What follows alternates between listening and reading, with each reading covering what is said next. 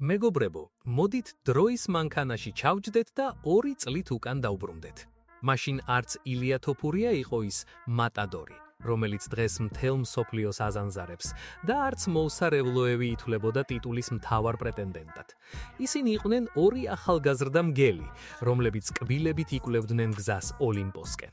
და აი UFC-მ გადაწყვიტა. მოდით ვნახოთ, რომელი ჯობია. ორგანიზაციამ ეს ჩხუბი ჩაინიშნა. წარმოგიდგენიათ რა მოხდებოდა? მაგრამ ცხოვრება ხომ იცით როგორია. ჩვენ ვგეგმავთ, ღმერთი კი იცინისო. პირველი დარტყმა კოვიდმა მიაყენა ამ წყვილს. მოუსარს დაუდასტურდა ის ოხერი ვირუსი, რომელიც მაშინ მთელ მსოფლიოს სულს უხუტავდა.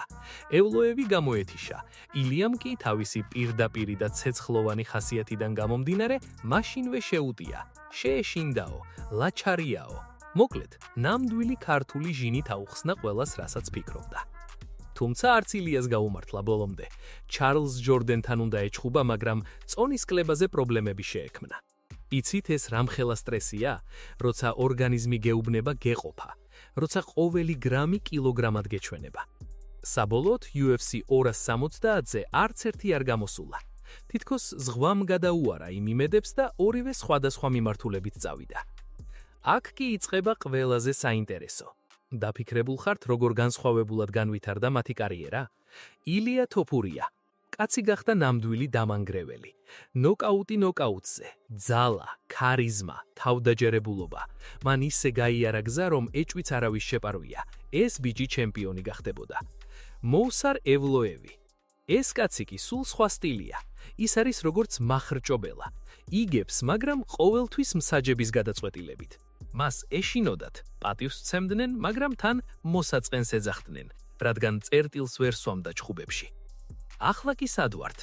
ილია უკვე მწვერვალზეა, ქამარი წელზე აქვს და ალბათ ჯასტინ გეიჯისთან მოუწევს დაცვა თეთრ სახლში. წარმოგიდგენიათ რა მასშტაბია? მოუსარი კი სადღაც იქვეა, ვოლკანოვსკისთან ჩხუბს უმიზნებს. აი აქ ჩნდება მთავარი კითხვა, რომელიც მოსვენებას არ მაძლევს. რა მოხდებოდა მაშინ 2022-ში რომ შეხვედროდნენ? იცით, ეს არაა უბრალოდ რა იქნებოდა. ეს არის ანალიზი იმისა, თუ ვინ იყვნენ ისინი მაშინ. ილია ჯერ კიდევ არ იყო ისეთი სრულყოფილი სტრაიკერი, როგორც ახლაა. მოუსარი კი კიდევ უფრო მეტად იყო დამოკიდებული თავის ჭიდაობაზე. თუ ილია შეძლებდა და ფეხზე დადგებოდა, მისი კრივი აუცილებლად იტყოდა თავის სათქმელს. მაგრამ მოუსარის წნეხი?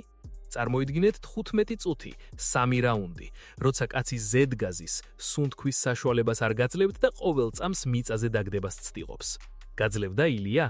ბევრი ამბობს, რომ ილიას ჭიდაობაში პრობლემები ექნებოდა ისეთებთან, როგორიცაა ისლამ მახაჩევი ან არმან სარუკიანი. მაგრამ მოდით გულწრფელები ვიყოთ. თოფურიამ უკვე დაამტკიცა, რომ მისი დაცვა და გრაპლინგი უმაღლეს დონეზეა. ეს ჩხუბი რომ შემდგარიყო, ალბათ 50-50-ზე იქნებოდა შანსები. თუმცა, თუ დანას ყელთან მომიბჯენებთ და მეტყვით ამოთქვიო, მე მაინც ილიასკენ გადავიხრებოდი. რატომ? იმიტომ რომ მასში არის ის ქართული გენი, რომელიც კრიტიკულ მომენტში ფეთქდება. სამწუხაროა, რომ ეს დაპირისპირება მაშინ არ შემდგარა და სიმართლე გითხრათ, მგონია რომ აღარც არასდროს შემდგება. მათი გზები ზედმეტად დაცილდა ერთმანეთს. თუმცა მოუსარმა როგორც იქნა მიიღო ის აღიარება, რასაც ამდენი ხანი ელოდებოდა. თქვენ რას ფიქრობთ? იმ ძველ ილიასა და იმ ძველ მოუსარის შორის ვინ გაიმარჯვებდა? დაწერეთ კომენტარებში, ოღონდ გულწრფელად, ემოციების გარეშე. თუ შეძლებ. მეგობრებო, მოდით ახლა უფრო ღრმად ჩავთხაროთ. წარმოიდგინეთ ოქტაგონი. 2022 წლის იანვარი. ირგვლივ ხმაური და შიგნით 2 ახალგაზრდა მშივერი მებრძოლი. როცა ასეთ ჩხუბებზე ვსაუბრობთ, ყოველთვის ჩნდება კითხვა, სტილი სტილს ამარცხებს თუ ხასიათი ხასიათს. აი აქ კი ნამდვილი თავსატეხი გვაქვს.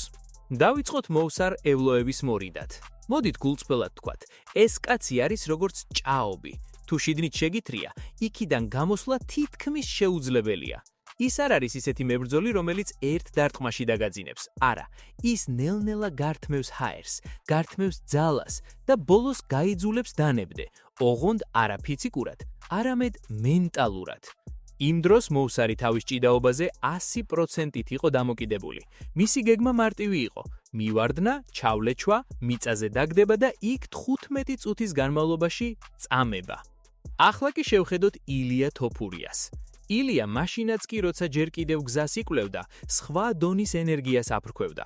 მას აქვს ის, რაც ბევრ მოჭიდავეს აკლია, მკვლელის ინსტინქტი. ილია არ გამოდის ქულების დასაწერად, ის გამოდის შენი თავის წასაღებად. მისი კრივი, მისი მოძრაობა, იცით ეს ხელოვნებაა. როცა ის ურტყამს, გგონია რომ კედელი გეჯახება. და აი მთავარი დილემა. შეძლებდა თუ არა მოუსარი ილიას დაჭერას. ხშირად ამბობენ ხოლმე რომ ილიასნაირ სტრაიკერებს ჭიდაობა ახრჩობთ.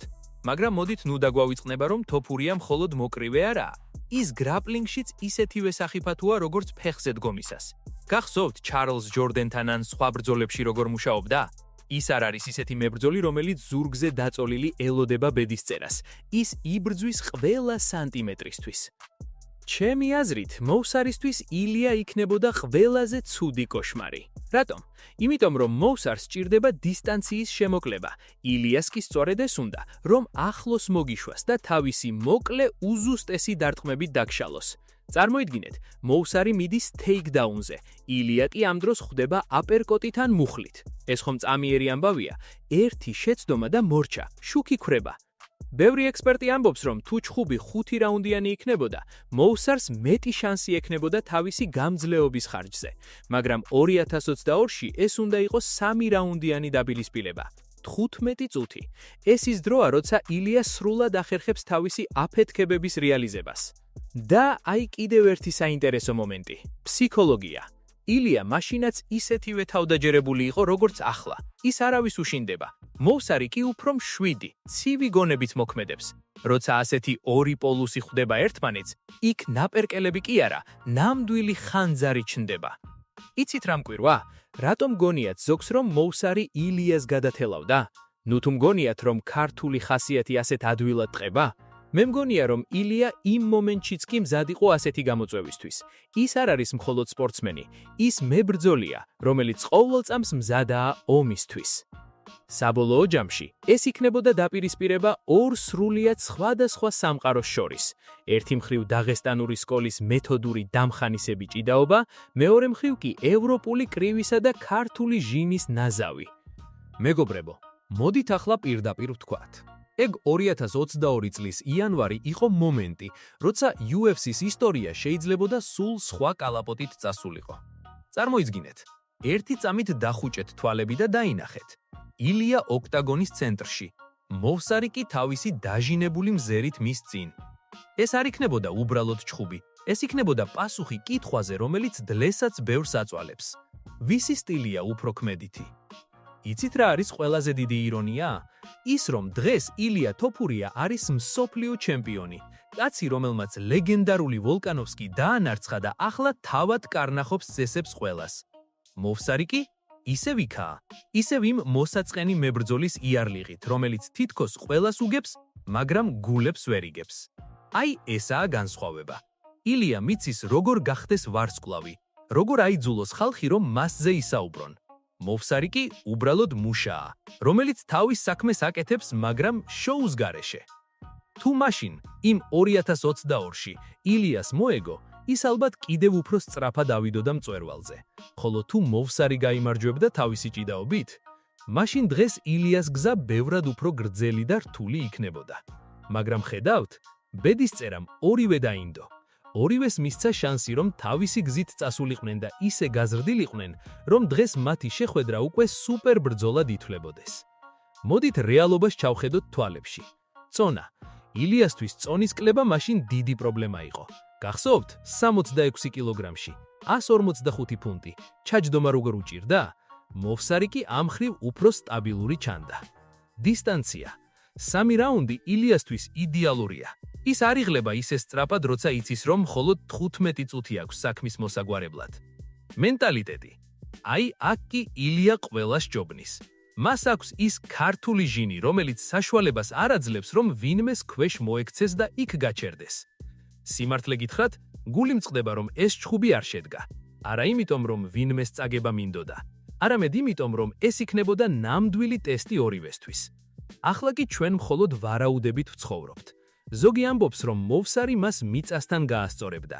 ზოგი კი, მათ შორის მეც, დარწმუნებულია, რომ ილია მას ნოკაუტში ჩააგდებდა მანამ, სანამ მოუსარი საერთოდ მიხვდებოდა რა ხდება. ბოლოს და ბოლოს შეხედეთ ილიას დღევანდელ ფორმას. ის არის მანქანა. ის არის ადამიანი, რომელმაც დაამტკიცა, რომ შეუძლებელი არაფერია. მოვსარმა კი ჯერ კიდევ უნდა დაამტკიცოს, რომ შეუძლია არა მხოლოდ მოგება, არამედ ჩხუბის დასრულება. სანამ ის ამას არიზამს, ილია ყოველთვის ერთი ნაბიჯით წინ იქნება. მიყვარხართ ყველანი. იყავით მუდამ ფორმაში და გახსოვდეთ. სპორტი ცხოვრებაა.